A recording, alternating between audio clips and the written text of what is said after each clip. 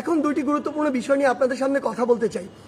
একটি বিষয় হচ্ছে যে আমরা দেখছি গতকালকে থেকে বাংলাদেশের বিভিন্ন জায়গায় ঢাকা শহর থেকে শুরু করে বিভিন্ন অপ্রত্যাশিত ঘটনা ঘটছে, সহিংসতার ঘটনা আমরা শুনতে পাচ্ছি।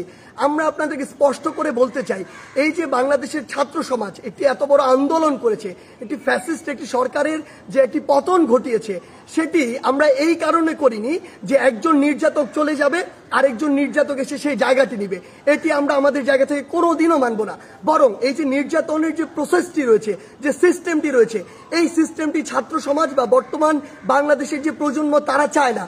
সেই নির্যাতনের সিস্টেমটি চেঞ্জ করার জন্য আমরা আমাদের এই আন্দোলনটি করেছি, এই অভ্যুত্থানটি ঘটিয়েছি পুরো বাংলাদেশের মানুষকে নিয়ে। সেই জায়গা থেকে বিভিন্ন রাজনৈতিক মতাদর্শ, সে বিরোধী মতাদর্শ হতে পারে কিংবা বিভিন্ন যে রাজনৈতিক মতাদর্শে যা ছাত্র সংগঠন বিভিন্ন রয়েছে, তাদের কথা বিভিন্নভাবে শোনা যাচ্ছে যে তারা প্রতিহিংসার বশবর্তী হয়ে এই বিভিন্ন ভাঙচুরগুলো চালাচ্ছে।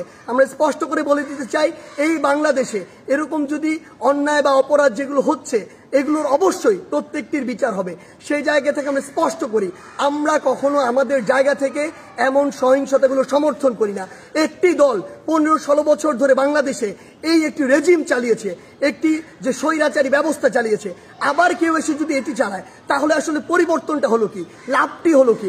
আমাদের প্রত্যাশার সাথে এটা কোনোদিন প্রাসঙ্গিক হয়? কখনো হয় না। তাই আমাদেরকে এটা আমাদের কাজের মাধ্যমে প্রকাশ করতে হবে যে আমরা যে বাংলাদেশের স্বপ্ন দেখি সেটি আসলে আমরা সত্যি করতে চাই।